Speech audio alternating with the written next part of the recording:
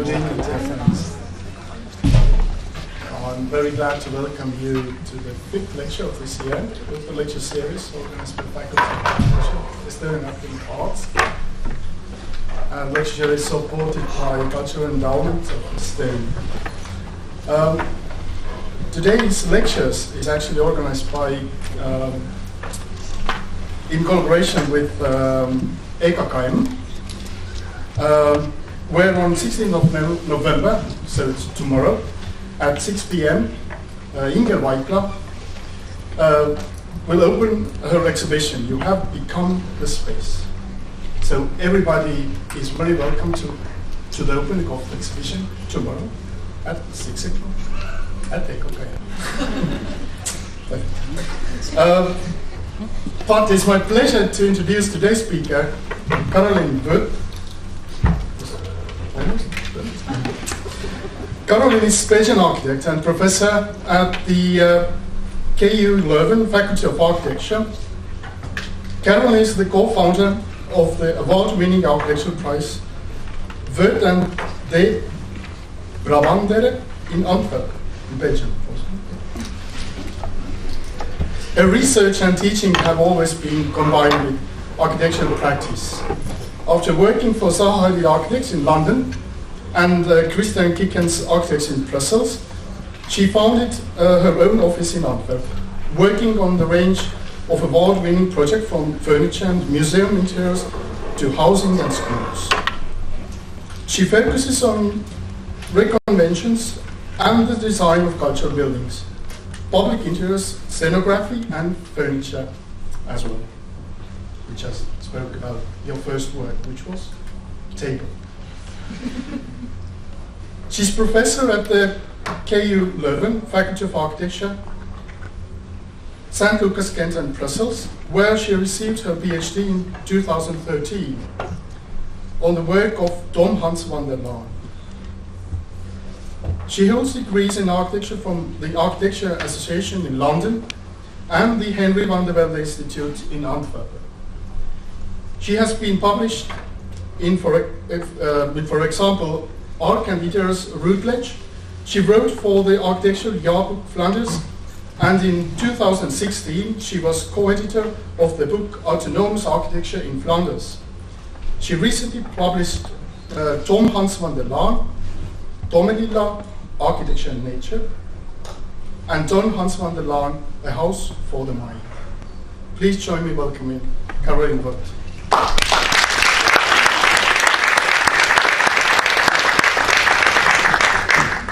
Thank you so much for this introduction and for having me here. I already had a wonderful day at your school, your new building, which I've been enjoying, and the students as well.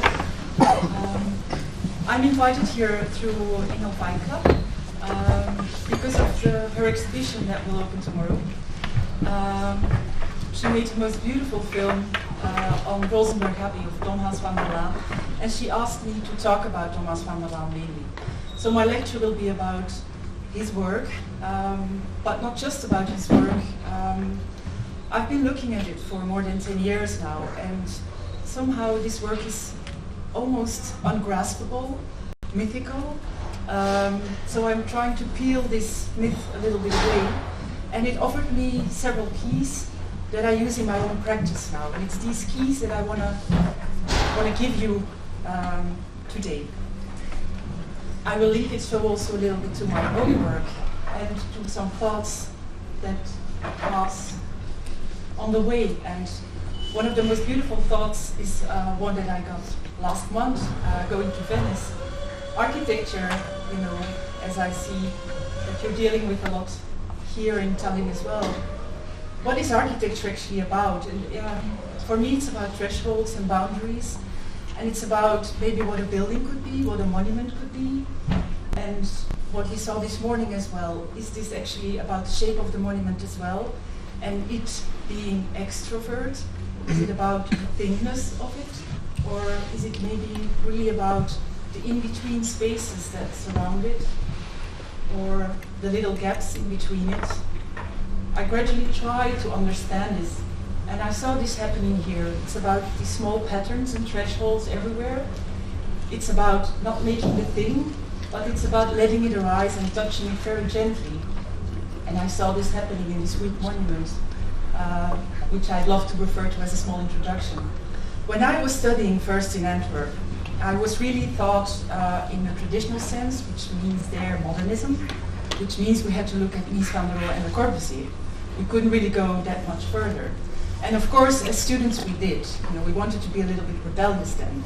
And rebellion meant in those days, I'm talking 1995, that I went back to deconstructivism. Looking for this architecture expression, for me then, was very extrovert. How can architecture be an immersive space and surround you? I really believe that ethics and aesthetics is very close, that architecture has a social purpose, and that architecture really can influence society. So I try to do that. It's especially the work of Hiromi Fuji, a Japanese deconstructive architect that influenced me then in the way that he shaped living and housing and literally turned it around and scaled it and made it into some kind of an environment that really surrounds you, like the folds of clothing.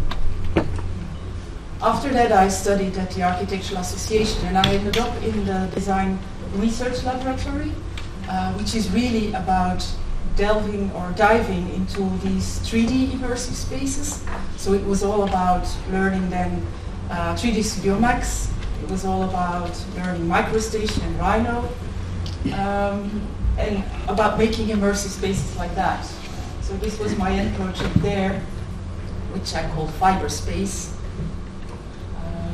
But still, looking back 20 years later, I think there were two texts that were highly important for me then, that really influenced me on how I look at architecture and how I practice architecture, how I make architecture now. And the first one is this one, Transparency, Literal and Phenomenal by Caroline Voet.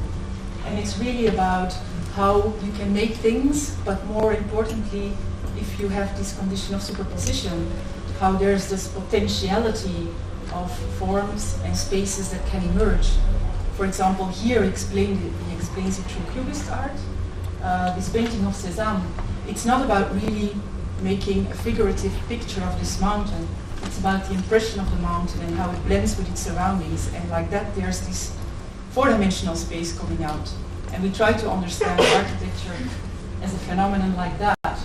So my first tutor there, my first mentor was Patrick Schumacher. And he actually, because I didn't really understand what they were talking about, I was so young then, he explained it to me with these really simple diagrams on the left. I know there's a few of you here who have been taught by Patrick as well, and I don't know if he's still showing this image to make you understand. But for me, this was like the first key also in how to make architecture and how to understand it. And basically he says you can have two rooms, A and B, in juxtaposition of each other. Very boring. You only have one door, you're either in A or either in B.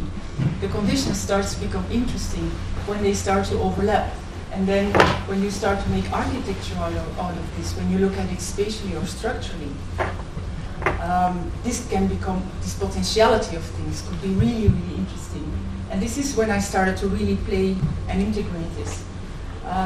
The way that Caroline Voet explains is that when you have literal transparency here, for example, in the Bauhaus, the only way to capture this building is by looking at it oblique and trying to catch the literal transparency of it, which is actually kind of one-dimensional.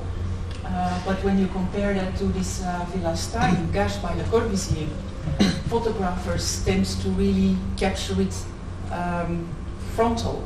And you feel that because, for example, the back and the front facade, they're actually mirroring each other. Windows become walls and the other way around. And Le Corbusier here plays with layers and memories, and everywhere there's this four-dimensionality coming out. A second text that really informed me is St. Helens From Object to Field. As you could look at a building not as an object, as we tend to make architecture now, we cut foam blocks, we really make shapes, and then later on we put in some floors.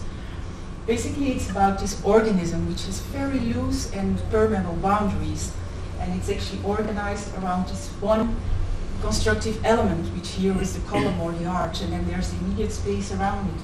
And then this element is repeated endlessly. And this four-dimensionality comes out of it when you start moving through it. So this is a space of movement, not because you literally make the architecture move in folded floors, but because of the interference and the resonance of the space itself. I really liked it, and in my AA period I really tried to understand space as patterns with knots. We looked at it like that, the section and the plan, through extrusion and superposition. So what I was really looking for was this immersive space, this deep space of layering. So hence this fiber space project that I finished in 1999.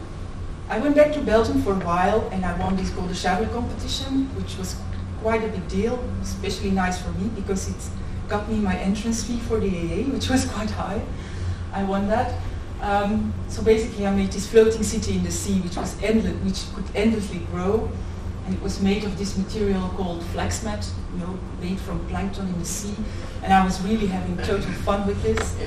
But actually I had a few emails from China asking me about this flax mat material. So really it had this kind of a virtual reality to it. So I kind of made some side steps to that. And the jump to go and work for Zaha Hadid was very small. She saw the fiber space project. And I really loved her paintings then. So when I joined the office, I was really especially informed by these worlds that she created. So the office then was really small, only one floor. We were 20 people and Zaha was still there in the middle. We were making paintings. We were not really building, but we imagined these spaces and how they could become really these immersive urbanities. So for example, I worked on the Wolfsburg project. I missed out the Christmas holiday for that one, which thankfully we won. This one has quite some interesting urban connections. For me, this scale was quite big, so somehow I ended up in Zaha's office looking at the small scale projects already, maybe also because this was my natural interest. So we were looking at shapes, patterns and forms and how they could become something, again, four-dimensional. Here we looked at it expressively, literally, extrovert, and translating this, for example, here into a scenery for the dance company Charleroi Dance. So we engaged with the movement of the dancers, and this is how we got these shapes out of it, and they started moving with that.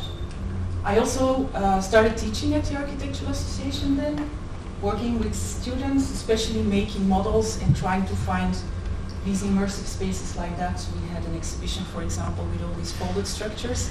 That was really en vogue in those days.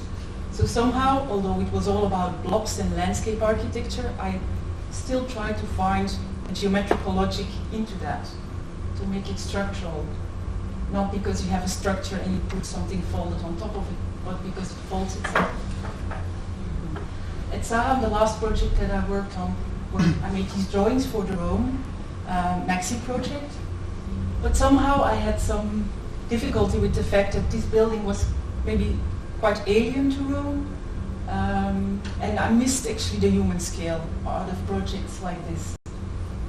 So somehow I turned back to Belgium. I was very, very lucky to work for Kieckens Architects, who, in contrast with Zaha, he works in a very slow way. He draws a lot, and the design gradually grows from drawing and drawing on top by hand. And it's a lot about rhythm and proportion. It's a lot about getting this fourth dimension because of the relation between building elements and not through the building element itself. And I tried to put this also into my own work. This is one of the first works I did for Art Center De Singel in Antwerp. So I tried to make a new environment for musicians. These were very, very wide and empty, low spaces without any daylight. So we put this folded structure inside, which is actually made by only one building element and then two elements that could be joined in there. So this was about defining a space very close to the human body. It was about maybe having a seat or putting your instrument there, playing together. But especially the light behind it, when you move through, when you pass the structure and you move in it, the light changes all the time. And especially I love to look at this material of wood and how to play with that and how to have tectonic joint. One of the benches, for example, that came out of this range was the Prelude bench. It's now produced by Peruse and starts to have his own life. So this is the type of projects that Leen de Brabandere and I do a lot myself. It starts mostly as some kind of an installation, and then these small children pop up, and then they're taken over by a producer, which we love, and then they have different lives in our buildings. It's to Christian Kieckens actually that I really met the work of Thomas van der Laan. And for me, it was almost like a shock finding his work, which somehow, although studying in Antwerp, where there's the Rosenberg Abbey, only 20 minutes away, as a student there, I missed it. I really had to apparently go through London and back to really start appreciating this work. And for me, I was really mesmerized because this for me was a space that was immersive, completely, even more than Zaha's work. And it's there, and it sits there. It's static and dynamic at the same time. It has heaviness, but a lot of light, and its materiality captures the light so beautifully. So I want to understand the space, and the first space I went to was the images I show you here. It's the Abbey in Vaals, which he realized in between 1960 and then some extensions. So here you see the atrium, and you actually really see that every building element is quite elementary and fundamental in its own rough shape. It has its own autonomy.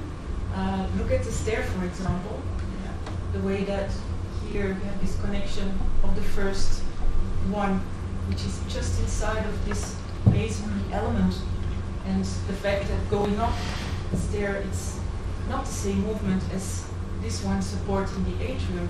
It's taken apart. There's this really strange gap of about 70 centimeters, but still it's an element within itself, and there's the little horizontal part which invites you to put your hand when you go up. It's not completely horizontal, it's like tilted a little bit. So this is a type of space that invites you to be very conscious about every movement that you make, going through, moving upward, taking a turn, and going to the next space. I really wanted to understand this. And I found out he built 4 abbeys like this. By then I found out there's also 2 in Belgium. And the Tomelilla one, which you see here on the top, is built in Sweden. Yeah. I also found out that also he's making clothes. I love the way that he makes these kind of patterns of clothes, which are almost like buildings. And that's how I understood his buildings are maybe a little bit like clothes. He also designed the furniture, so these are total Gesamtkunstwerke, of which all the objects are made by his hand. Also the liturgical objects they used in the church.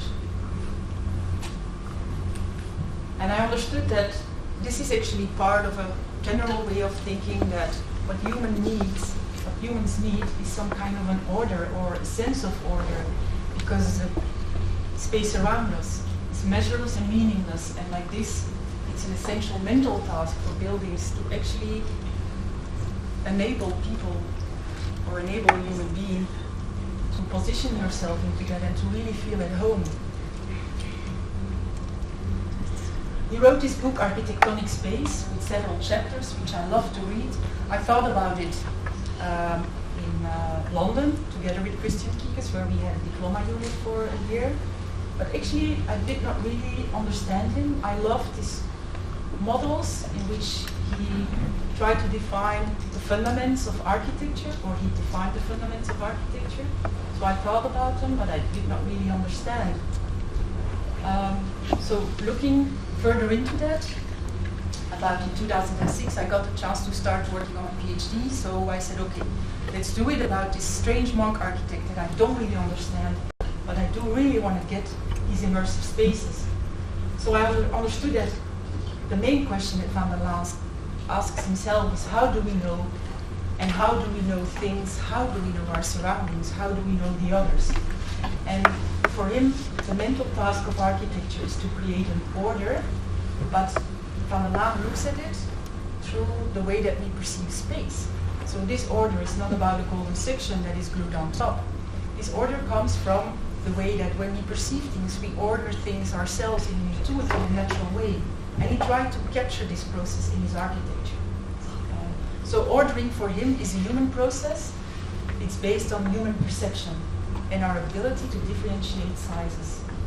So basically what he says is that when we are in a space, we try to position ourselves, and that means that we are counting. We're trying to detect whole numbers. And he compares it to time.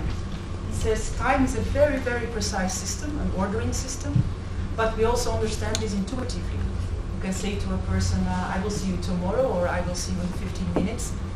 That doesn't really mean that exactly on the 15 minutes you're standing there waiting and 60 minutes and the bomb explodes. No. This is about you having a grasp and a feel of a time span, and it works very intuitively, but behind this intuition there's quite a precise system, a metric system, which is based on units. Time and music works like that as well, and he said, okay, let's do it and try and make this for architecture too. So what he says is that nature has all these measurements which are endless in diversity, and we cannot really understand it. It's like the creation of God. How can we even try and understand it? So what architecture can do is, and this is what we do intuitively anyway, is that when we read this, we're always rounding off. For example, we're saying like a wall like that might be about 1 to 2, maybe it's more like a 2 to 3 or a 2 to 5, and like this we're always more or less positioning ourselves into space. And he says, let's try and find this rounding of elements and make an architectural system out of that, like the keys of a piano. This was a totally different way of thinking than, for example, what Le Corbusier did, which he made a system of the modular, which is of course built based on the golden section. They made a blue and a red series out of that, but the measurements that Le Corbusier uses, they are fixed measurements that he links to ergonomic values. Van der Laan was not into these fixed measurements. He was more into relative whole numbers that are depending on the scale of the yardstick that you're using. And the way that Van der Laan thinks about architecture, it's not a new way, it's actually a very classical way of thinking about architecture. It's the idea that you think that every detail is a part of the whole, and they're always interrelated hierarchically. So if you look at a building like this, for example, like what he did in the beginning of the 20th century, an analytical sketch of a Roman plan, for example, you can break it down into simple diagrams, where every part and every element is part of the whole. For me, this linked it back. Oh, it's going a bit too fast. For me, this linked it back also to Colin Rowe. And again, for me, phenomenal transparency. I found this match. Colin Rowe, who kind of compares Villa Malcontenta, Palladio's work, with again the Villa in Garches by Le Corbusier, saying that underlying, although the style is completely different of these two buildings and the time frame and the background in which they were thought, the basic geometry and the human scale behind it is the same. It's the same kind of pattern diagram that underlies this. It's the same type of rhythms. It brings the whole back to a human scale of smaller overlapping spaces. For Van der Laan, what was the first key for him to understand this way of thinking was when he was still a young child. He remembers this in his biography. He said he was looking at this study. He was studying this Domtoren in Utrecht, looking at it for a really long time, and he said, when I look at this tower, I feel so comfortable with this huge tower, although it has this big scale. Why is that? And he tried to understand, and suddenly he understood that intuitively it was really easy to break back the tower into these 3 parts and then the hood, and he felt that every part again is subdivided in smaller parts, which link here to the balusters, to actually the ornament. The ornament being 1 to 4 always, 1 to 4. And he understood that that's why he can read this tower so well, because the ornament relates to the human scale and it's a yardstick to read this whole structure. So very fast and intuitively you can break it down like this, and he says, yeah, our architecture needs a yardstick. So already then when they were building this tower, they really understood that ornament has not just a function to make it pretty, but it has actually more like an ontological function within the structure to make it readable to make us feel at home with this tower. The first building that he needed to make, and that's where he kind of started finding his own proportional system, it's actually this little tower in Nassau. And he was working with the golden section for some time, trying to make it work. So what happened was that his two-dimensional facade was left without a tower because it was bombed, and he needed to design a new tower on top of it. So he was really thinking on how he could do that, because there was a two-dimensional facade, and he needed to find a way to link this three-dimensional tower on top.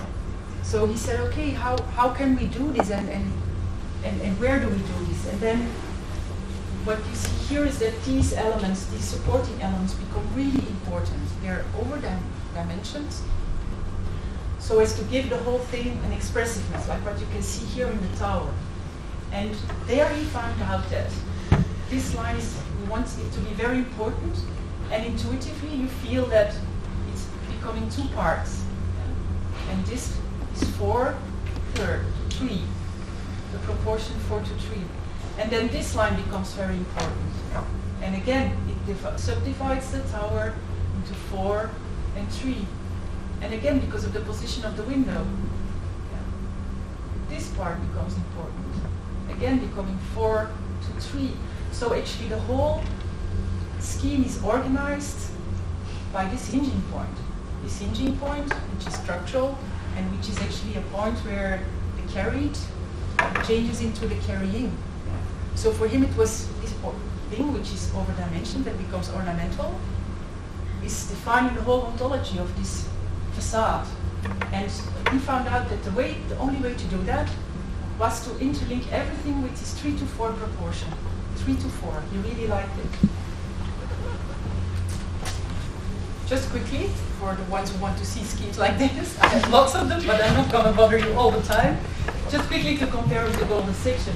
If you try to do that with the golden section, as he did first, and you subdivide again, you start having two of the same.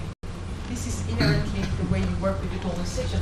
Van der Laan didn't want that. He didn't want two measures that are the same, because then you can't continue endlessly. And also there's no composition, there's no tension between them. If you subdivide this according to the plastic number ratio 3 to 4, you can have this hierarchical series. And that's just the very basics of his proportional system. That's what he really liked about it.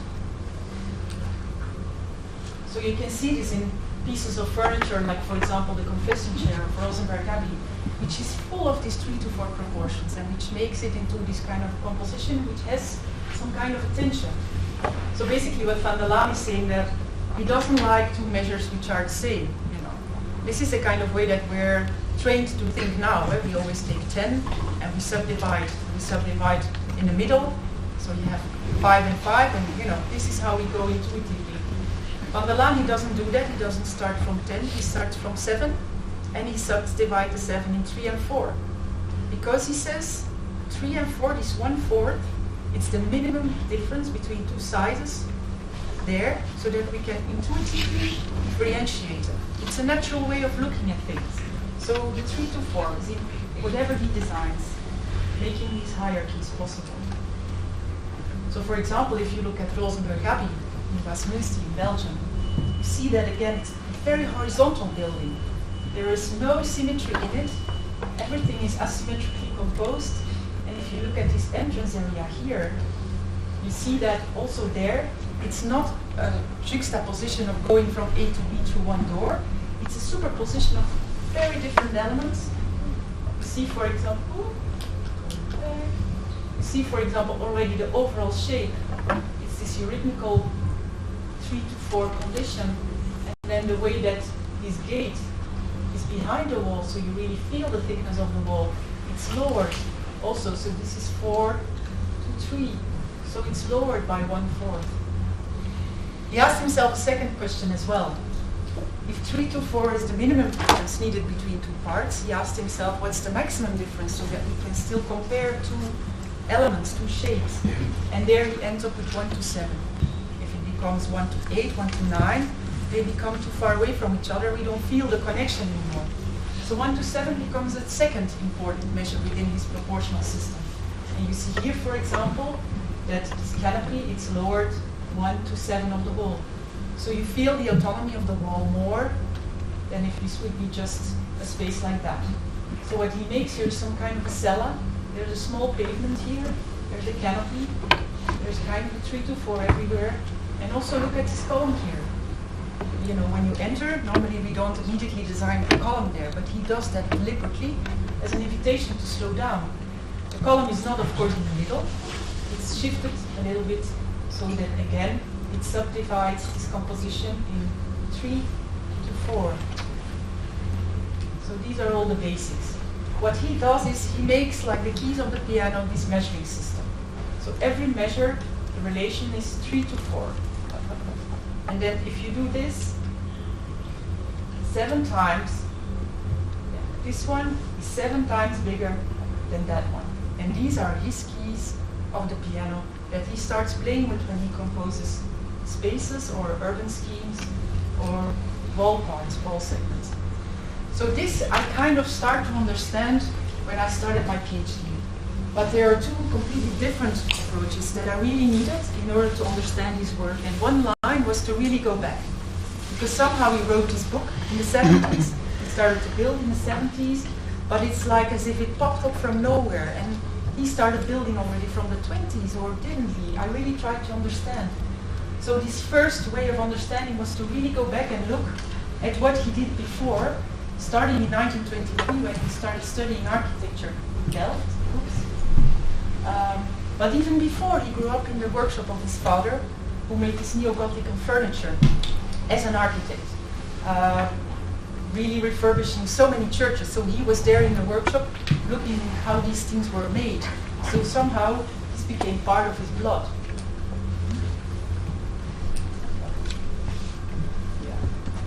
He went on to study architecture in Delft only for 3 years, then he quit. Also there we had these neo-styles, you know, for example, for a town hall was neo-Baroque, for example, and a church, of course, neo-Gothic, and this is what they needed to learn. Students already directed themselves more to the more modern approaches, like a Le Corbusier or a Frank Lloyd Wright. Tutors didn't really understand, so everybody was kind of free and he didn't like it. The only one that meant a change for him was Grand-Pré Molière, who was the predecessor of the Delft school, really traditionalist architecture. But for Van der Laan, at least, he was talking about humanity in architecture, which modernism was not talking about at all. He really missed that. He was looking for humanity in architecture. And another architect doing that, in his memoirs, he writes that Delft was worthless for him as an education, and only this book really made sense. And this is Berlage, who is writing about a society believing that architects can change society by creating the right order. So order is underlying everything we make in order to make space readable. And we see in this book all these patterns, these geometrical patterns. A lot of it is quadrature and triangulature. A lot of it is golden section based. You see how they define building elements like that through proportion. Or openings in doors. Or complete schemes of plans of buildings. Or, of course, you know maybe this building, the Beurs, which he built, Berlage, and he put this triangulature on top of it apparently after he designed it, but he was trying to make a point. It's been highly influential, this way of thinking, and it influenced also Van der Laan a lot. When you look at his first furniture piece, you really see, for example, here at the side of the leg, you see this ornamental element there. It's not there for any structural reason. It's just there to, in the section, really regulate. You see how the lines go and how they really regulate the whole shape and how the small element is connecting the whole and making sense to the whole. We try to do that as well here, making a strange chair shape, I think. Or this table here, you see this happening as well here in the leg. Yeah? You see this little element there, this ornament, which is regulating the whole and connecting and holding everything together. When he entered the Benedictine convent of Oosterhout, he wasn't dealing with architecture immediately. He was actually put in the vestment workshop where he started to really make clothes himself. There were a lot of young monks there, about 150, and they needed a lot of clothes. So no way to wonder about architecture all the time. You really had to work, and for him it was the vestment workshop. But this is all in the tradition of the ora et labora. This means that you're reflecting while you're working with your hands. And here he was sitting together, he sits here as a young monk, together with a mathematician and a philosopher. So of course they're talking all the time, and this is kind of where this plastic number thinking came from. He started to look back at Greek garments already then, to redraw them according to his plastic number, 3:4 proportion. And now the whole of the Netherlands and half of the Benedictines around the world are wearing these clothes. I don't think they know it's all with plastic number ratios behind it. But this is the first thing he did. So through the clothing, he says, his first layer that surrounds us, it's there already also to create an order and to make our relationship and the way we move, to make it readable, to understand this. After a few years, he started working in the sacristy, which is a very important function because you decide on the cultural direction of the convent. But also for him it meant to design all the objects, and by the Second World War he had redesigned all the objects inside of the Oosterhout church. Also here in this goblet, for example, you see the importance of this element here, which subdivides it and is there to again make it readable. So this theory, he puts it inside of his objects. In 1939 he was allowed to build something. It was an extension to the original convent where he was, which is by Dambello. So here you see very distinct openings, a rhythm of openings.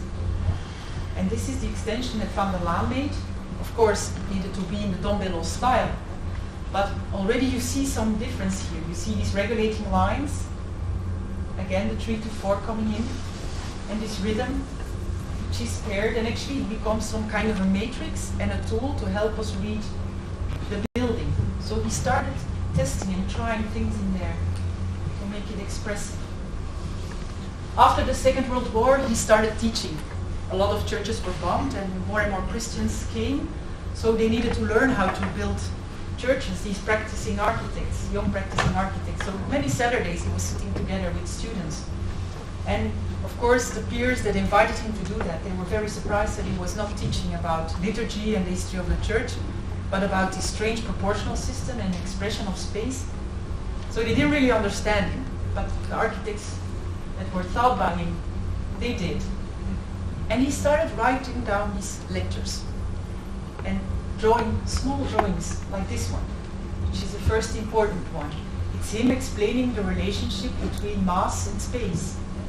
So you've got a spatial cell, and the essence of it is expressed through the capital of the column, always in this 1:7 relationship.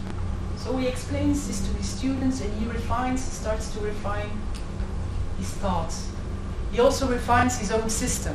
He finds it's a little bit too big, the steps, so he also invents, as Le Corbusier did with his blue and his red series, he also defines a second series which kind of slides in between, like the black keys of a piano.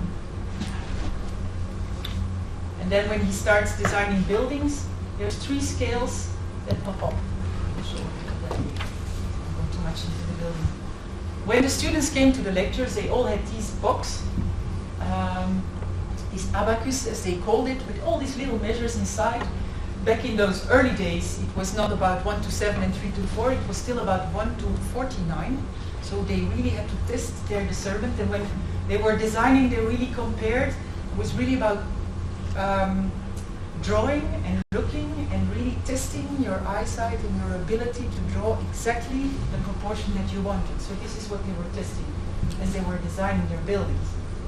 On the drawing tables, there were these kind of schemes, with all the possible measures of the building where they could choose from. So it was quite complex. They were analyzing monuments, like for example the Parthenon here, and of course also in there, Van der Laan was very happy to find that here on the Capitol, there was this 3:4 connection. So yeah, the Parthenon had it all along, the Asians knew it all along. He was very happy to find it in there. Of course, you can also find all these golden stitches and whatever you like in the Parthenon. So Van der Laan had to test this too. He made more drawings and a lot of these little sketching books. Became 12 sketching books. He sent his students to France and Italy to measure all of these monuments and to redraw them according to the plastic number. And they started building as well, a little bit. So this is a chapel that Van der Laan built, 1948, together with his younger brother Nico, who by then had become a practicing architect. And you see also here the importance of the ornamentation. And you see the blind windows, you see these differences that are made, or this relief that is made in the masonry. You see here these churches, for example. What they started from was the basic type of the basilica, which for them was the most fundamental type of a space where people could gather. Of course, as together with Van der Laan, they tried to go back with everything they did to the most fundamental example. So for them it was the basilica, and these kind of side aisles that you have here, which are always surrounding the nave or the narthex. They're these marginal spaces, these in-between spaces, which are there not only just for structural reasons. No, they're there to make this whole space readable. They're there to bring it back to a human scale and to welcome you and to prepare you for the bigger space where you gather. So this is how they design spaces. The capital, although they did build in concrete, is very, very important to them. And these churches, they were criticized a lot in the Netherlands in the 50s. And I quote like this is, look what happens when you design with this strange proportional system and with your back towards the future. The Netherlands was really already dominated then by the Neue Sachlichkeit and functionalism. Why all these columns? You know, we can make bigger spaces now with steel and concrete spans, and why do you need it like that? So they were criticized quite a lot. And even when their expressions started to evolve and started to change, like the church you see here in 1965, 1956, by his brother Nico van der Laan, which is becoming already a completely different expression. Nobody was really looking at that. Nobody was really interested. It reminds me a little bit of this Italian rationalism. Also, he started to look at different examples of buildings, not only basilicas, like for example this one. You recognize what this one is? Could be, yes, could be Palladio.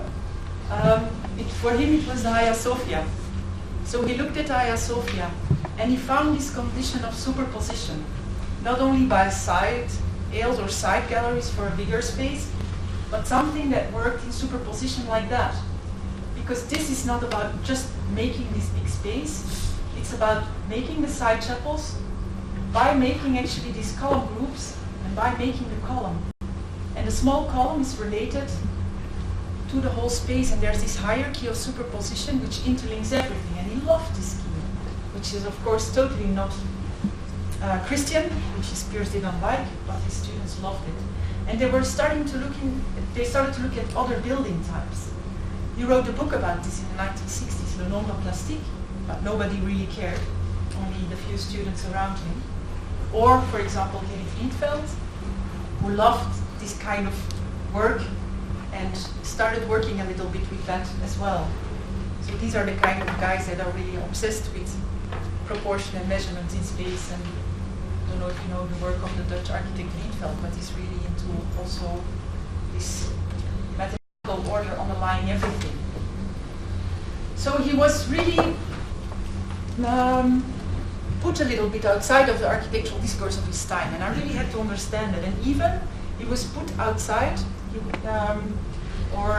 was put aside of his own congregation, because they promised that he could build a new church as well after the guest quarters, but there they thought he was too modern. And they were like, yeah, this strange proportional system, we do not want it here in our abbey. So they gave the church to somebody else who built a very traditional one, neo-Gothic church. And it was only almost, 5 years later, he kind of really withdrew. And 5 years later, he got the assignment from Pater Truyen, who was invited to start a new congregation in Vaals. There was the existing convent of Leuven here, and he wanted a whole extension of a church, of an atrium, of guest quarters, and he really wanted Van der Laan to do this. And Van der Laan, he got complete trust to do this. And so he starts to rethink and reflect about the essence of architecture. He also travels to Italy and to France, and he sees all these monuments himself, and he understands that there's different things going on. It's maybe not about the ornament, it's more about the space. And when he first starts designing the crypt, 1957, he starts making drawings like this. So you see that actually it becomes these very elementary elements, there's no capital anymore, and it becomes these layers in superposition. And it's all about rhythm, and it's all about the movement in space.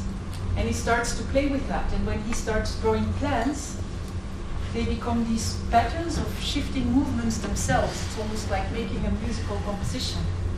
And for him, the essence of the structure that you can make, which is put into relation with space in a 1-to-7 relationship, it's not the capital anymore, it's not the node, it's not the ornament, it's the thickness of the wall. The thickness of the wall is for him important, and the surface of it. So when he starts designing the crypt, I noticed at some point that, and it took me a while to figure that out, how that really works. You have the spatial cell, with the thickness of the wall, is a space for one person, and it has its expression, its rhythm. Because of the elementary building elements, you feel its presence. But if you look at all the columns that are in the middle of the space, they have a different rhythm. And it took me a while to find out, and I even found that all of the first plans, they had the same rhythm. And then right before construction, he started to scratch them out, and he started to change the position of these columns.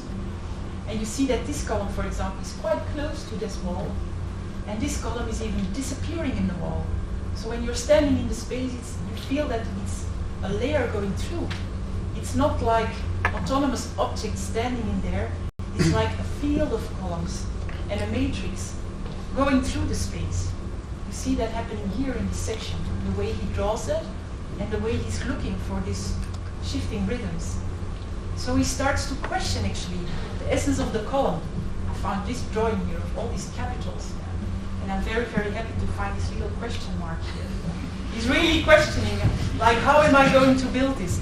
So at the end he doesn't do that, and when Brabandere, his mentor, comes and sees at the crypt that his best student built, he was very, very disappointed. He said, why did you leave out the capitals, the essence of the space? And then Van der Laan laughed actually really, really well. People thought it was a factory that he built, and he wrote to his brother, this is exactly what we want. This is the effect that we're looking for. So it took him a really long time to really take distance of his mentor, Brabandere, and actually really come closer to Berlage, and to start and understand what Berlage's architecture is about. And by following this line of history, going towards the crypt, I started to understand this better as well. And I was better equipped to really describe this Van der Laan architecture, which is of course about immediacy and the presence of the space, which is about tangibility, which is about the building material itself, having a topography and catching the daylight in every moment of the day, every moment of the year. So it's an architecture of time, an architecture of movement.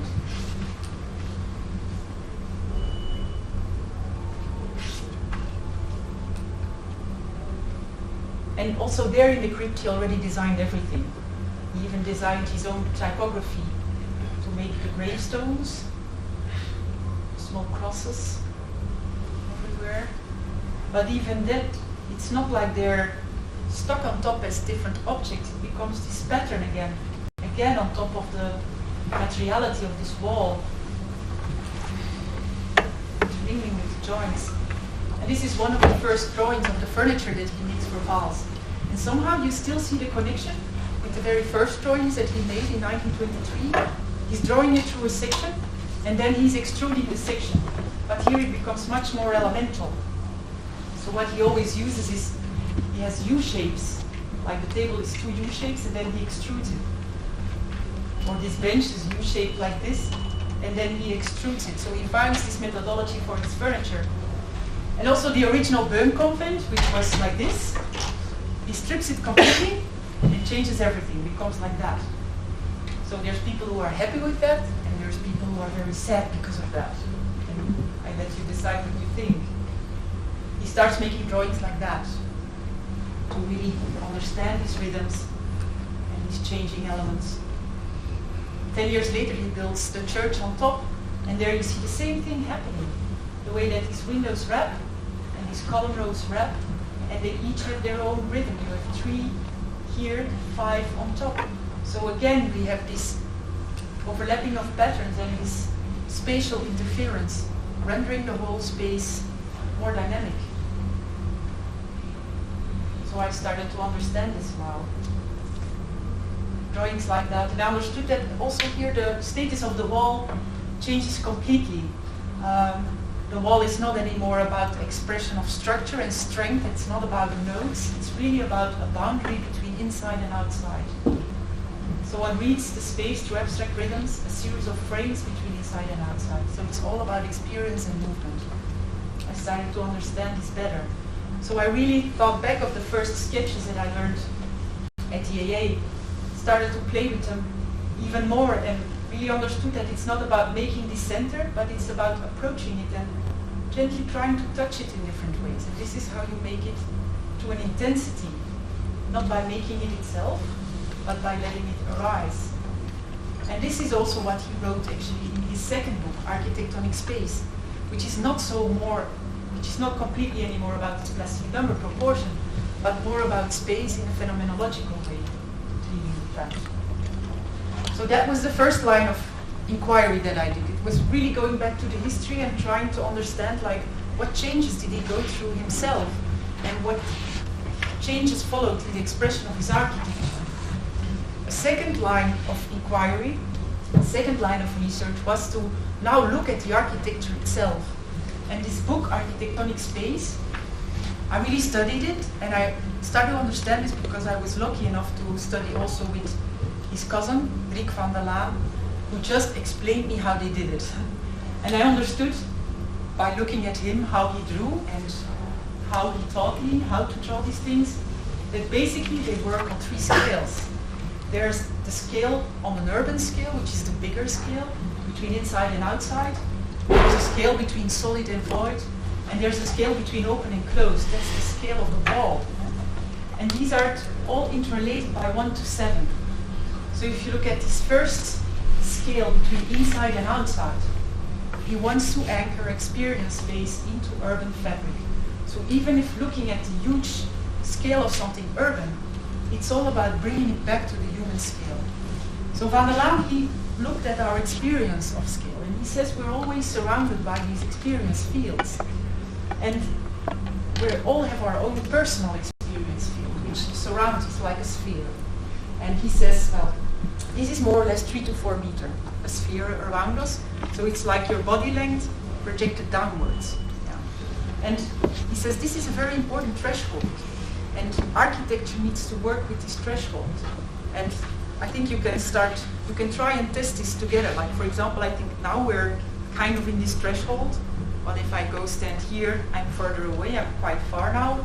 Well, now I'm getting there, and now I'm there, now I'm talking to you guys. So it's like, there's this threshold that he says, and this is your personal space. And architecture, when it touches this personal space, it really communicates. And it really supports you, makes you feel at home. So that's like, he says, everybody has this first experience field. A second scale around you, which is then 7 times bigger, it's the walking distance. It's bigger spaces. Could be a space like this, but I think you can already imagine that Van der Laan, he wouldn't like these kind of thin walls. There's not enough expression to it. And the scale of the doors, no. He wouldn't do it like that. So already we would be a bit unheimly here, yeah, according to him. Then again, 7 times bigger, and we go to the eyesight. And this is really the urban scale. This is how far the eye reaches and connects you to the outside. And what he does is he takes these thresholds and he literally translates it into architectonic space. He literally makes a cella, a court, and a domain. And he says, this is what architecture is about. Whenever we build a city, whenever we do something big like that, we need to link it back to that first cella, that first human space, which we can relate to. Now this is this very central disposition, where one is actually destroying the other, you could say. That's what he said. Now it's a very abstract model, And you may look at it like, wow, this is very strange, but this is the way we have to build houses in Belgium still. You know, everybody has a plot of land, and the villa is in the middle, and then you build fences around it, you know, and the garden is like a residual space around the house. So this is actually not so far away from reality, although it's a very abstract archetypical model. What he says is that we need to build differently. And he starts to shift the cellar to the courts on the side and then the courts to the side of the domain. And he says it's important that the one makes the other, like this. And space starts to become a figure like that, which is a total condition of superposition. And the one makes the other, and this one or this one only exists because the others are there. Not because you make it, but because it arises through the presence of these smaller elements. And like that he explains, of course, you might recognize it, this very first model that he drew in 1955, the diagram of the Hagia Sophia. But now he's explaining it through a more fundamental way. Yeah? And he uses that immediately in the way that he designs and positions his buildings on the terrain. This is, for example, the first sketch that he made for the Abbey in Sweden. So he has the terrain, and this is the building. Yeah? So it's not in the middle. Yeah? We're not doing that. He's really actually doing that. He's really shifting it to the corner. So it's a cross-shaped building, which guest part and a closed part for the sisters. But equally important than the building are actually the squares around it that it defines through its position. And this communicates with the bigger field, all in the 3-to-4 relationship. Yeah. So quickly, if you want to have a little bit of measurements, in the one in Sweden, it's not that far from here. I don't know if some of you might have been there. The walls are 60 centimeters. The first cella, 7 times bigger. From axe to axe, it's 4.20 meters. That means that the buildings more or less relate here. They're about 30 meters to 40 meters, and the whole domain hovers around these 216. So from cella, which has this very basic relationship, he calls it nearness of 1 to 7, thickness of the wall, mass to space, first cella, to the building, to the courts, to the terrain or the domain. So always these jumps of 7. And like that he interlinks from the smallest building element, the yardstick, which is the thickness of the wall, to the whole terrain. This is how he does that in Sweden. Yeah. Just showing you, I go a little bit quicker here. You're welcome to read my book if you want to go into that. So and then the plan gets refined, you know. From the first sketch he starts to detail more, and the wings start to have thickness. But you see in the orders of size, from the 1 to the 7, where he's interlinking and playing with the keys of the piano to connect everything together. This is Rosenberg Abbey, and there we have the same thing happening. Yeah? You have a big terrain here, and he pushes the building to the side. So that this is related as a 3-to-4 to the whole. Yeah? But also, so the front square is 1 to 7 to the whole again. So in Rosenberg Abbey, the walls are a bit thinner. They're 50 centimeters because it's a little bit smaller in scale. It's 3.5 meters, and then 7 times bigger. The scale of the building and the terrain are interlinked like that.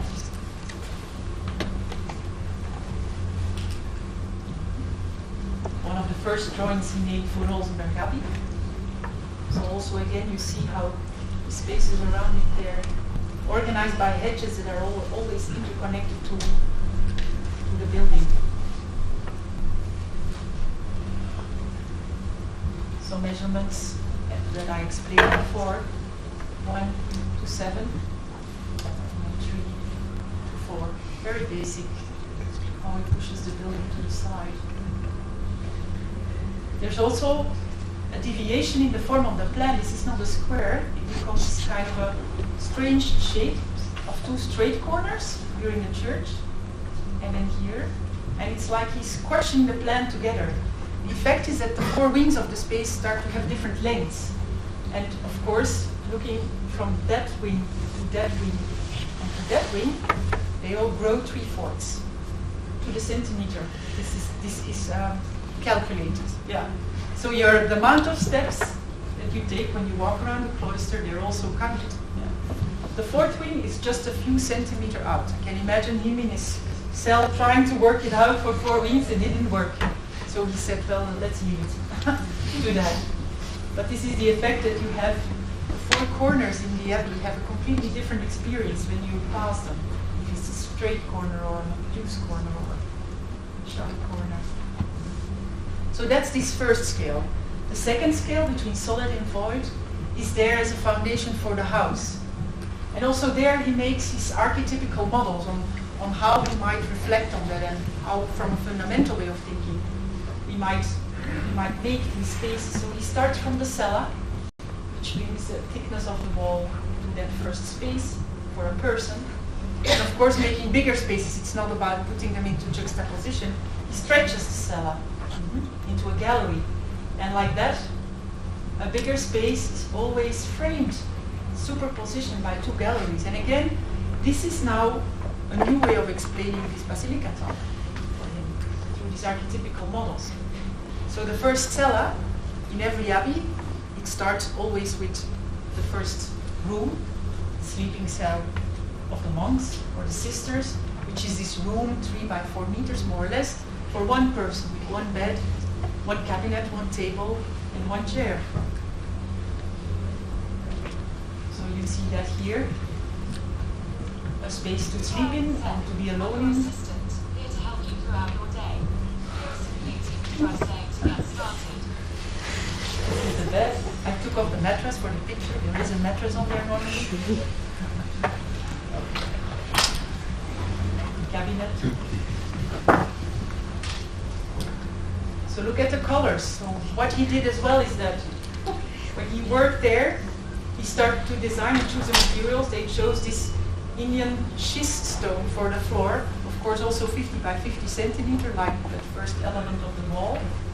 And then with his colorist, he detects colors from that and he applies them to the furniture. So there are all these complementary colors. And for the sleeping rooms, which are very private, and for the dining rooms, they are quite warm. He has this red and he has this green. And the more you go to the public spaces, they become more blue and green and become colder. This is again another further drawing, further evolved for the Tomelilla convent. So you see that actually the first cell, it's the basic measurement, the basic yardstick to make a grid in order to form wings. And then gradually there's the corridors that come in. And here there's bigger spaces on the ground floor, and here the ground floor, sorry. And on top of that there's the cellas.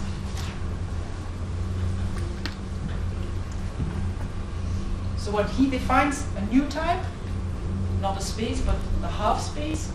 All the spaces on the ground floor, on one side they have this gallery, and on the other side they have these windows, so a half space because they have this gallery in superposition.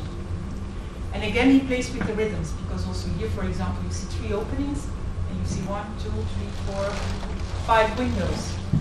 So on the one hand you have a slow rhythm, and on the other hand you have this faster rhythm. And in the space they overlap, creating dynamics through their superposition. So in a wing at Tomelilla, for example, you see how it's the grid. The ones on the side, they're a little bit wider because he wanted some more flesh there. So of course he made all these subjective decisions. He had the keys of the pianos to start playing with it, but the design, of course, is his own subjective decision. And then you see upstairs this rhythm of cellas, every 4 meter 20. Yeah. And then down it becomes this rhythm of the spaces, 5 meter 60, which is 4/3 bigger than 420. And the rhythm of the windows, which is 3 meter 20, which is 4/3 smaller. So also like that, the whole rhythm of the building is interlinked, and he plays with memory like that. This is a church in Tomelilla, which is higher than the one in Vals, because the roofs are sloped for the snow. Just a functional reason. And also there's this furniture inside, like almost like urbanities, taking their place.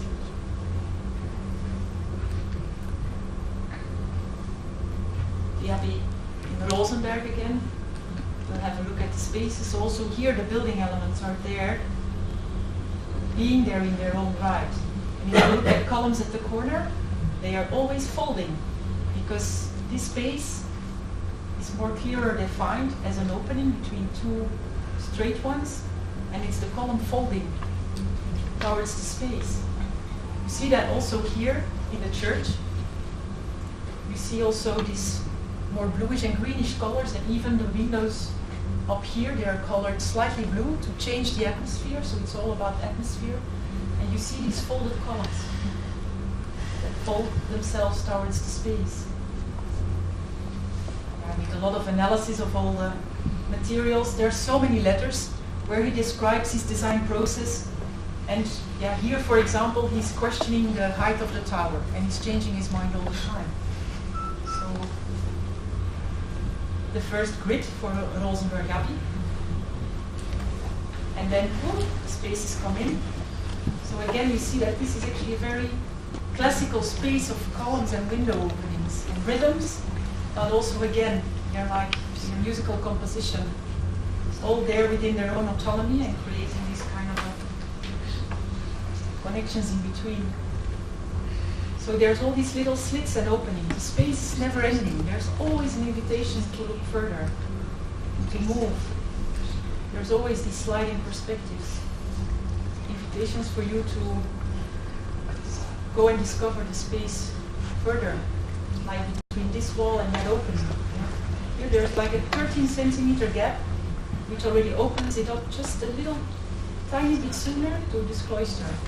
So you see it a little bit differently than if it would not have been there.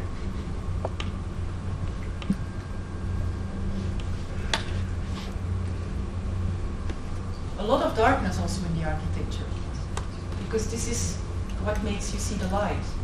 So the light guides you and you feel it moving on top of the topography of the surfaces of the materials.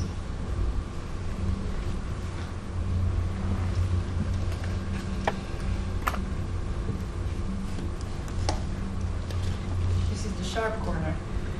So the cloister disappears a little bit behind it. This is a horrible SketchUp drawing, but it shows you kind of how these column rows connect all of the spaces. So it's not within one space, within its own right. It's always there, so he plays with memory, because when you come in, you're here, you've already seen it. You go there again, you see it again, so he plays with memory in time like that. But I love this drawing, which was made by one of my students when I was a guest tutor in Delft. And he found out that, of course, this cloister has no doors, it only has these open slits. And it has 7 of those slits. And behind it, there's these darker in-between spaces. And this is very connected to the way that the sisters live. They have a very ordered schedule in their daily rhythm. Yeah? This is when they pray 5 times a day, and this is when they eat, and this is when they read.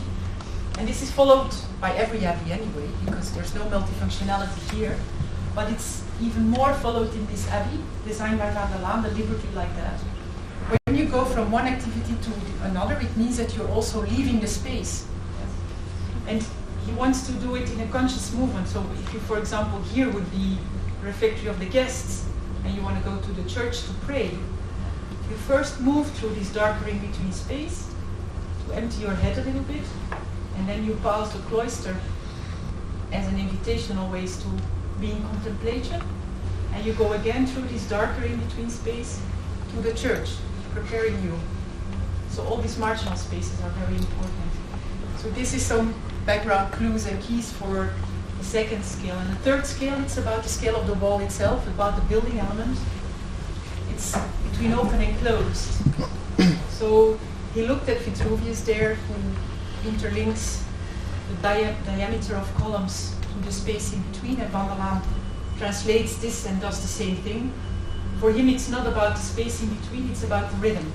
It's about the bay rhythm, according to the thickness of the column. And then he translates this into these 5 densities. So inside of his buildings, we always find one of these 5, or a very heavy one, which is the pycnonstilos, very airy one, hydrostilos, Mostly he uses Eustylos, which is in between, which you can bring it back.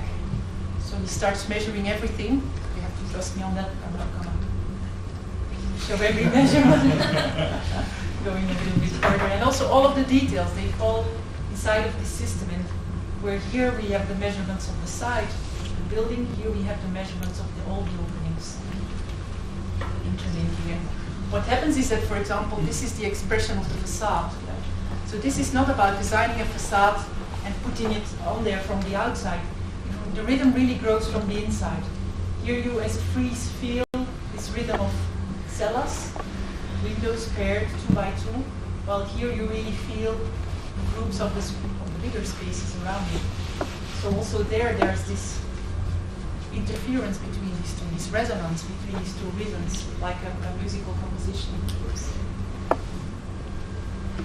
So finding out all these things in the course of 7 years, I wrote on this PhD. I finished in 2013, but it was only until last year that I was invited to do an exhibition on that, which I was very grateful for in the Flanders Architectural Institute. There was actually, what I did was that I remade his own exhibition.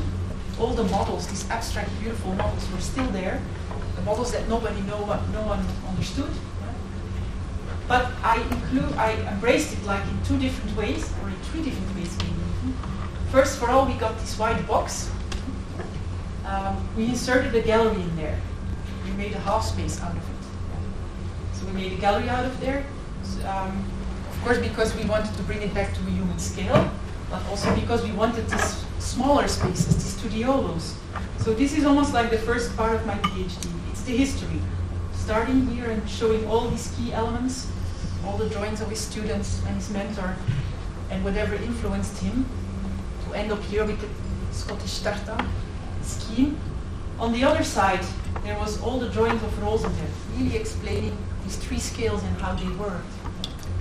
And then there were some artists that were invited, so thankfully Ingel's film was ready, and we reconstructed there. It was demounted in the cellar, we took it out. A profession chair here, for example, and we put Ingel's film in there so people could enjoy it.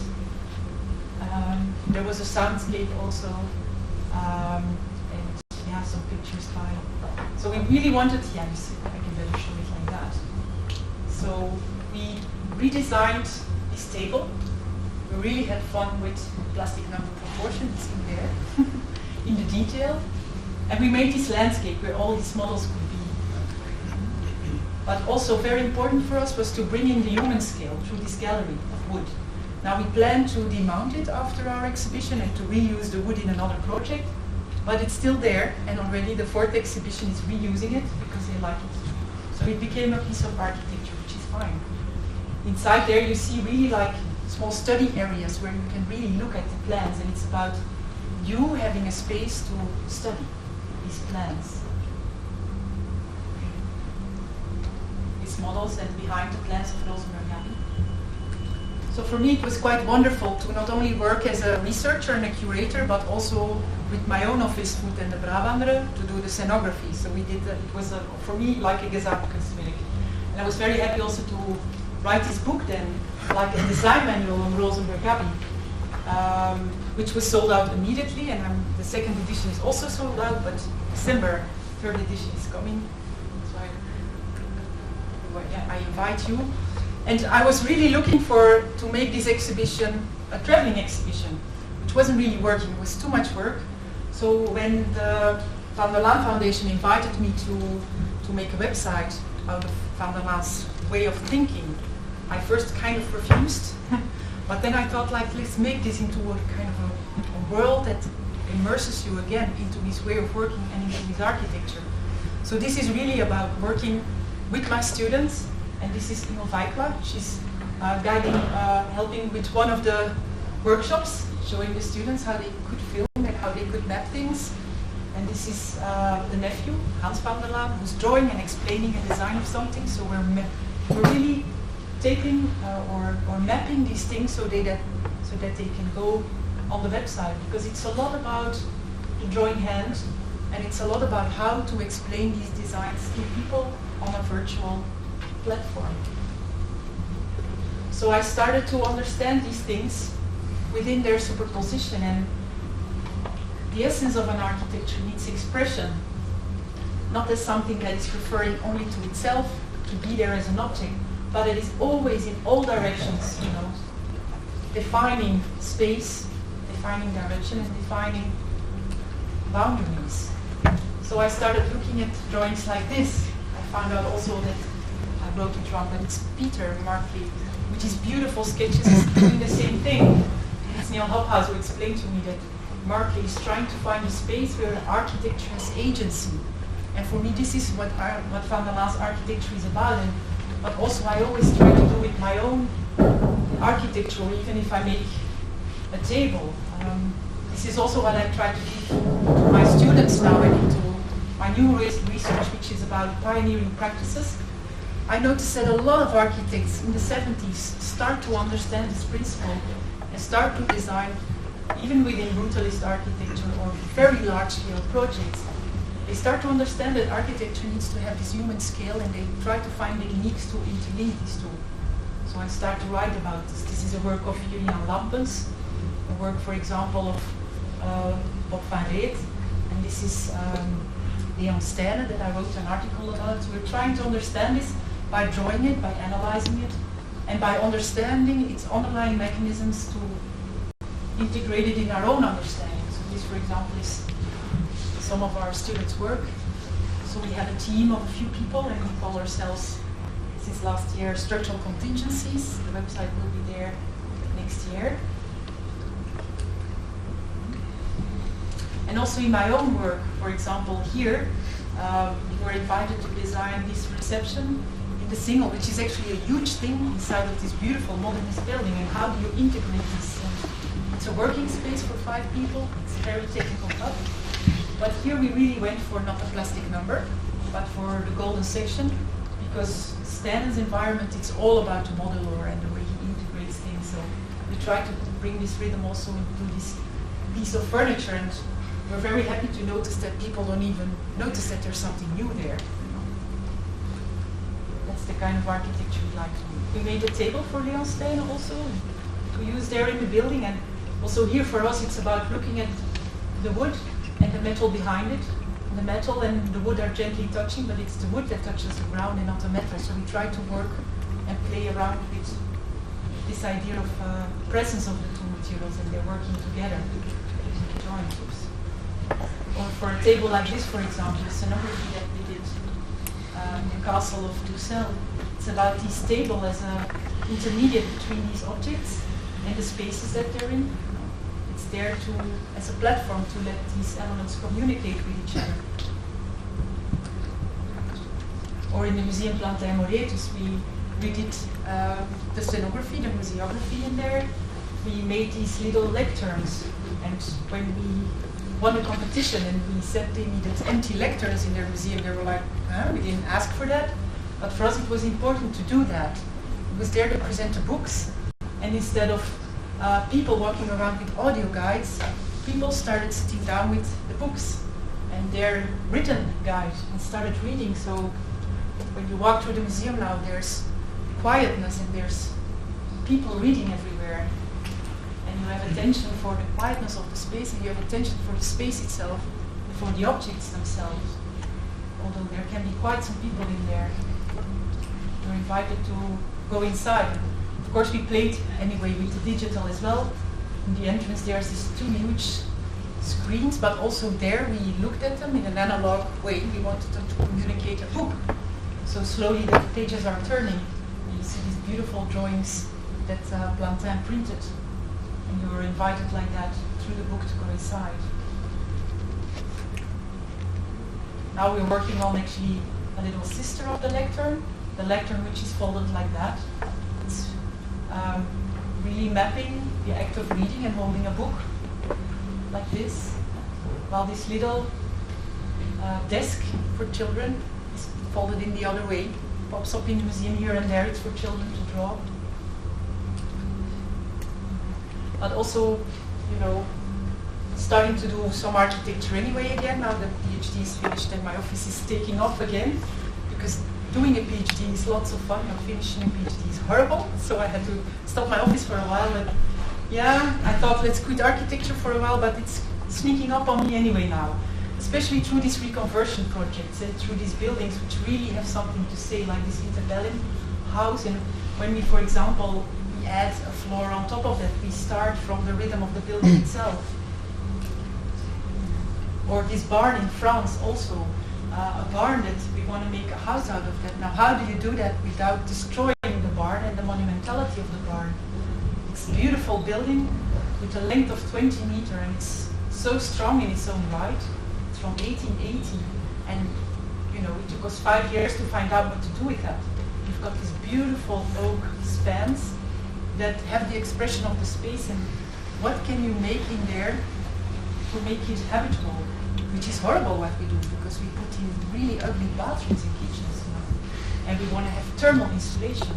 So we always tend to destroy it. And at the end, the only way to do this was to really, in the middle of it, because first we had a project there, then there in a corner. Now we end up here in the middle, and we integrate actually this house in a house, which is a smaller winter house in the middle of the barn. And the only way to do that is by really studying this wall.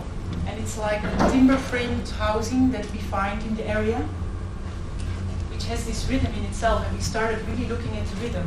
Something that could go alongside these very strong oak spans, but with their own rhythm, so that they could communicate through the composition.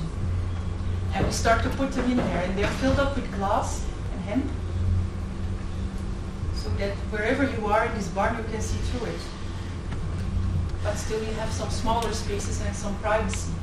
So we're at the point now of putting in these two wooden walls.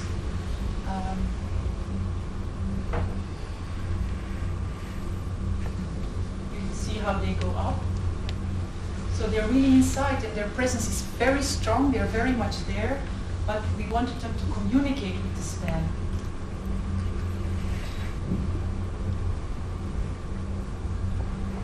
So the way we do that is by actually not touching the span, but embracing it. So the contractors there were very surprised, because they say, yeah, we took the, you know, we take the beam and we put a metal rod in the, no, don't touch it, we will slowly and gently embrace it. So there's a communication between the two.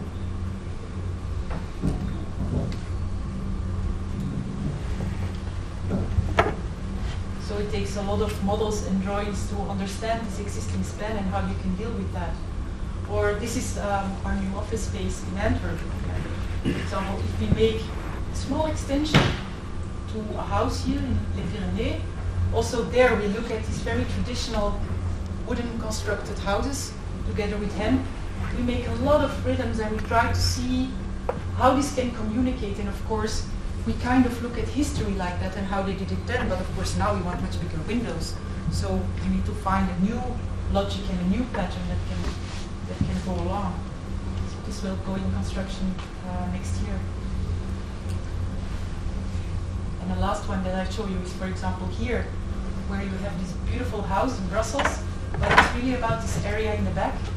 So here you have an extension which is in the same style of the house. It's beautiful. We didn't need to do anything there, only some renovation. But then it's here, you have this big mess of garages, and how to make something livable out of that. So here's the existing one, which is beautiful, and it's really about here.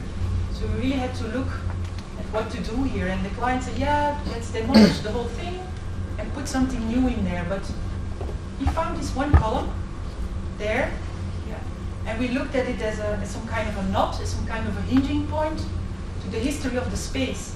And let me show the drawing first. So we left the column there, and we left that beam there, which structured it already for a really long time. And from this we started to organize the whole space. So, wow, it's going wild. So this column is still there, this beam is still there, and it gives the first layer of the history. We really wanted to keep this.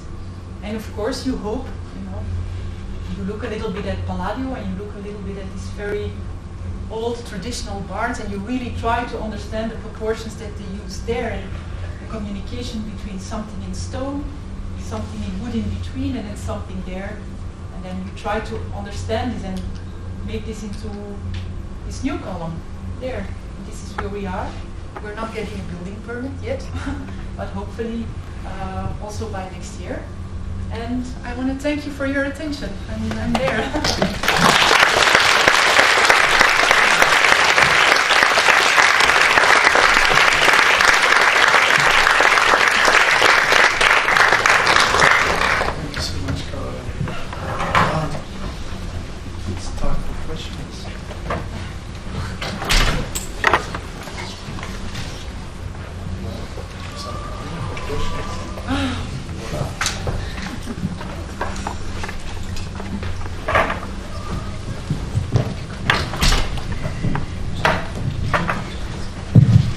Hi. So one of the underlying core ideas that was repeated many times in the presentation is the idea that architecture should make the space more readable, right? So at first sight, this feels like very wise and enlightening idea. Of course, that's what architecture should be doing. But when I start to think about it more thoroughly, the idea starts to become more and more vague and even questionable. For example, more readable to whom exactly? Because if we make it more readable by using the simple proportions and simple rhythms, this means we are just taking the lowest common denominator of the space reading capabilities of the wider audience. Is that what architecture should be doing? Making it as simple as possible to read?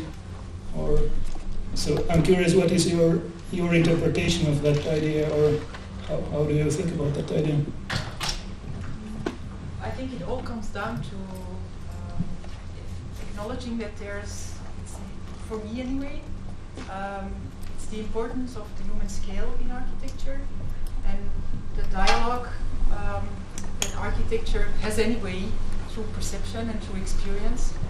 And as an architect, I think it's the responsibility to be very conscious about that, and you can train that and work with that, and it's the craftsmanship of an architect. And I believe there's a lot of ways to do that. I think even somehow at Zaha's we try to do that by folding the space to a human scale. I think there's a lot of techniques and a lot of ways. The way that I admire the most, which you noticed through the lecture, is this condition of superposition. But also here, there's many ways in doing that. Like, for example, also the Corbusier, which Van der Laan didn't like at all. Promenade Architecturale is all about that. And then Loos with his round, it's all about that. And I think these are things from history that we can learn and also use into large-scale programs that we're dealing with now. Or even, if you're doing a new scheme for a harbor, I think you should think of the human scale. And there's different techniques of doing that, and I think you have to be aware of these techniques. Because nowadays buildings are much more about square meters, about performability, and I don't want to question sustainability, but only performability. It's all about the building skin. You have a block, you just fill it up with floor shapes, and then you focus yourself on the sustainability of the skin. And I think this can turn out to become something quite inhumane. And we're missing the point then, I think. Thanks.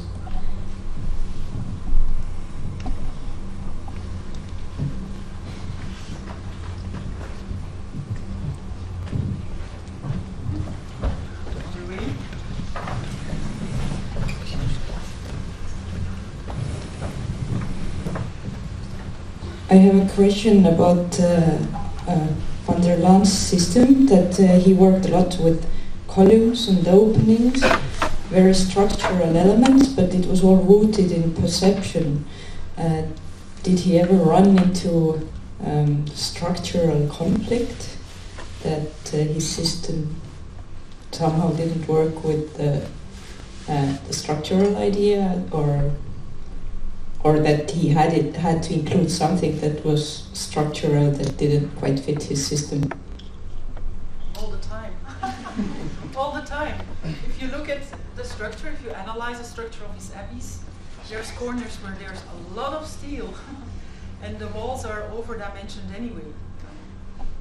And we're building thicker walls now, again, because of the way we think of the thermal importance of a wall that's between the inside and outside climate.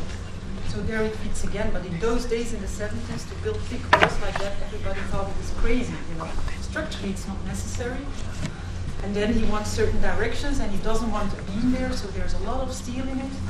He didn't care about structure at all. He was defying structural logic. He really wanted space to communicate. And it's like clothing surrounding us. And it's the folds of the clothes that you feel. It's not the bones behind it, kind of thing. Which you can question, of course, very well. You can do that also by working with the structure in a more honest way, definitely. He didn't care. Who was actually doing the construction measurings, or who was the engineer of construction? Does he have some partner? He always worked together with his younger brother, Nico van der Laan, who had his architectural company, and then they worked together always with a local architect. There was also always the translation. At the end you have to work with building measurements. So for example, the Tomelilla convent, when they were in the middle of the design process, they decided to do it with concrete blocks, and they were 20 by 60 centimeter. So they brought back the whole proportional system. They rounded it off so that it would fit to the blocks. No problem. They accepted that. Yeah, they accepted that, because for Van der Laan it's not about this centimeter. We round off anyway, and if you round off within certain limits, it's fine. It's about the fact that we can easily translate it and round it off. Yeah, I sometimes have these mathematicians coming to the Abbey and then they're measuring, and then they're like, Caroline, this column is 47 and not 50. Ha! I found a mistake, But it's not about that. It's when we look at it, it's half a meter. It's fine. It's interlinking like that. So he rounded off a lot, and also in order to fit in the construction. Yeah. Thank you for this very interesting lecture. I wanted to ask that you frame this in a way as this architect's work and his search for this system of proportions, whereas you can't imagine, in a common understanding, something like monastery architecture or church architecture would be something I would imagine to be heavily regulated by certain kinds of laws, liturgical schemas and so on, that in a way determine the space and how it is built up. So how did he negotiate that, or did he somehow play outside this the rules, or was he allowed more than, let's say, normally in this kind of sacred architectural space you're allowed to do? He didn't really build a lot. He built 4 convents, and he really started from the very basic universal convent scheme, always the same. Yeah? You enter through the north wing, you have a church facing the east, and you have the sacristy, so there is a very basic layout which he followed completely and quite truthfully, according to these universal rules and the rule of St. Benedict. Very closely did that. And then he put together the program with the sisters or the monks. So they wanted, for example, Rosenberg Abbey with 12 sisters and 25 guests, and he started laying it out according to that program requirements, and he started molding according to the program requirements. So he stayed quite close to that. And also, I think his clients, he really wanted this type of space. So when he said, I want dark in-between spaces, it's not like they said, no, we don't need that. No, they really followed his philosophy and they really wanted that. He built a house like that as well, which again, it's 3 rings around a courtyard for an owner who really wanted to live like that and who wanted to live in this kind of austerity. They were really looking for that. And there were a few conflicts, like for example, in the kitchen, he designed all these wooden cabinets, and of course the sisters didn't want that. They really wanted industrial cooking machines because you can cook properly. And from the moment that these machines came in, he did not enter that space anymore. Or, for example, the sisters, they were, that one thing, for example, he didn't want any glass in the cloister because he wanted these openings to look like openings. And when you put glass, of course, the reflection, you don't feel the opening that much anymore. But there he lost, because we're not in Spain, we're in Belgium, it can be quite cold, so glass was put in there. So yeah, there were these back and forth, and sometimes he lost and sometimes he won. The furniture, for example, it has these oblique sides going inside, and the sisters didn't want that for their cupboards, you know, to put in the A4 sheets. It's easier to have it straight. Then he said, yeah, fine, I'll redesign it, and then the furniture came, 300 pieces, and they were all oblique. He did it anyway. So yeah, he was very stubborn and kind of dogmatic in what he really wanted, but most of the time it fitted the type of owner.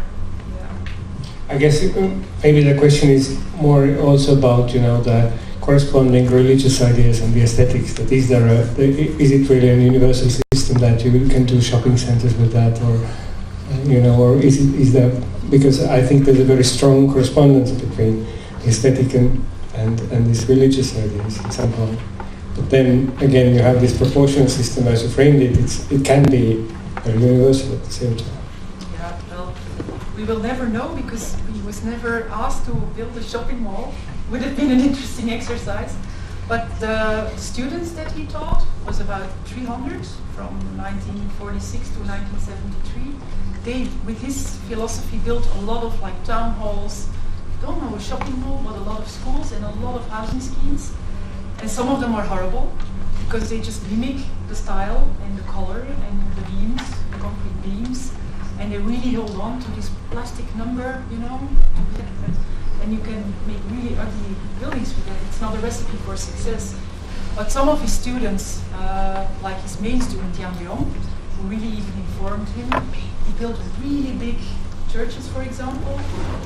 Nico van der Laan also built a beautiful school, which has all these values of this humanity, readability of space, intimacy of space, community space. It's a beautiful dialogue. School, yeah, or a bigger house, yeah. Shopping mall, I don't know if that's been tested yet.